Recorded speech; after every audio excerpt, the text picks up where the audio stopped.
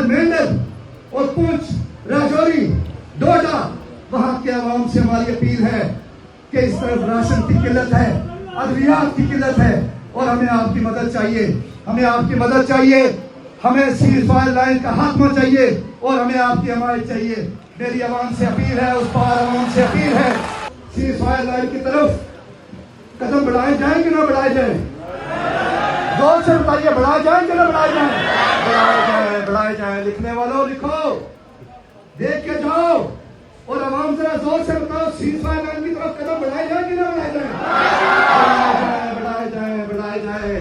That is Sardar Aman Khan, a senior leader of the Joint Awami Action Committee, standing at the rawalakot Eidgah in Pakistan-occupied Kashmir, addressing a massive public gathering on the day 26th of an uprising that has shaken Pakistan's establishment to its core. He called for help across the line of control to India.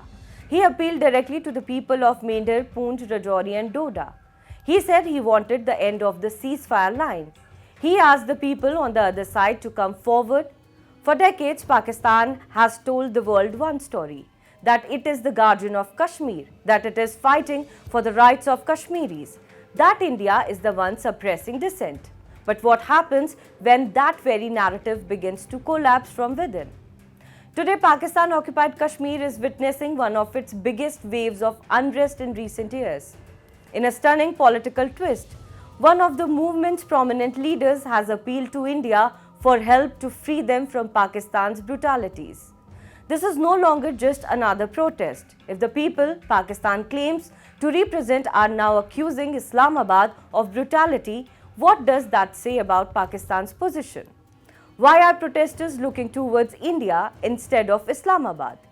Is Pakistan now losing the narrative battle in the very territory it has long claimed as its strongest case against India? And will India heed to PoK's call for help like it did to East Pakistan back in 1971?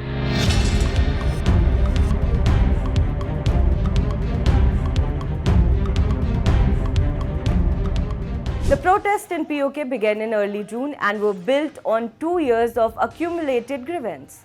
The immediate trigger was Islamabad's decision to maintain 12 reserved seats in PoK's 45-member Legislative Assembly for Kashmiri refugees living elsewhere in Pakistan. The JAC and its supporters argued the seats diluted local representation in their own assembly. Pakistan's government refused to address the demand, but the deeper triggers were older and more painful. Soaring electricity bills, chronic flour shortages, rising unemployment, and what residents describe as decades of systematic economic exploitation by a Pakistani establishment that extracts resources from the region while delivering nothing in return.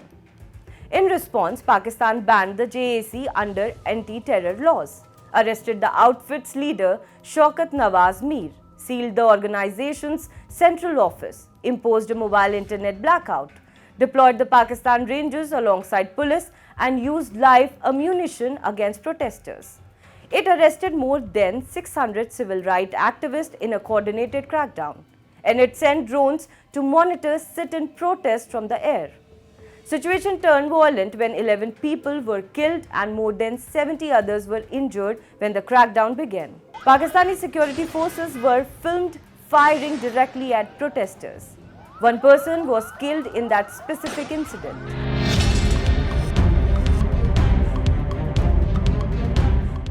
The protesters in PoK are asking uncomfortable questions. They oppose the reservation of assembly seats for refugees settled in mainland Pakistan, arguing that these seats allow Islamabad to shape the politics of the territory despite those representatives not living there.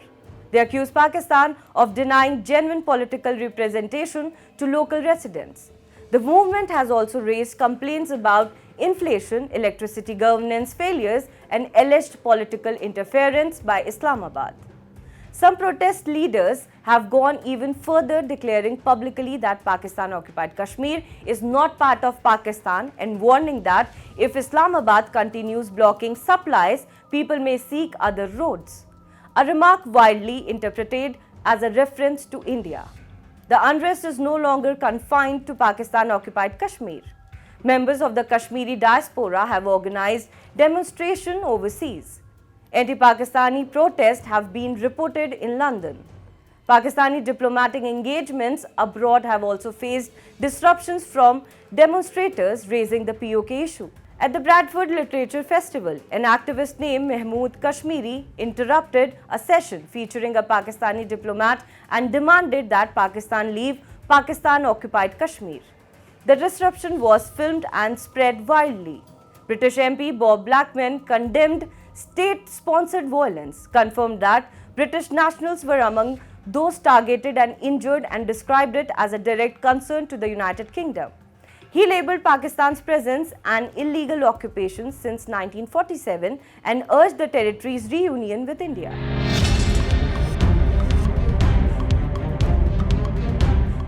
As if the violence, the arrest and the food blockade were not enough, Pakistan's Defence Minister Khwaja Asif walked into a television studio and said something that may define Pakistan's relationship with its occupied territory for years to come. Asif stated that Rawalakot and Mirpur were not proper Kashmiris. Pakistan has spent 78 years claiming to be the protector of Kashmiri identity. It has fought 4 wars, sponsored decades of terrorism, and built its entire geopolitical identity around the claim that speaks for Kashmiri people. Its defense minister just told the world that the people of Rawalakot are not proper Kashmiris.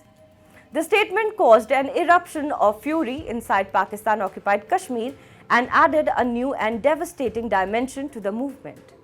This has only signaled that the rift has become much bigger, with not just the people of PoK but many within Pakistan questioning the stand taken by the establishment.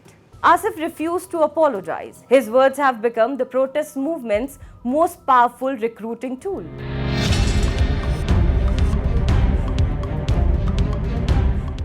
Pakistan's establishment has elections in PoK scheduled for July 27th. That is the context of everything happening right now. The crackdown is not about law and order. It is about controlling an election in a territory where a month of protest has made clear that the people do not want Pakistani rule on Pakistani terms. Pakistan wants to hold an election in a territory under military occupation with its civil society leadership in jail, its internet cut off and its food supply restricted. The people of PoK are not marching toward India because they were told to. They are marching because they have nowhere else to turn. They tried political dialogue. Pakistan banned their organization. They tried peaceful protest. Pakistan shot them. They tried appealing to the international community, and so Sardar Aman Khan stood at the Rawalakot Eidgah and looked across the line of control. He asked the people of Kashmir, Jammu and Ladakh to come forward.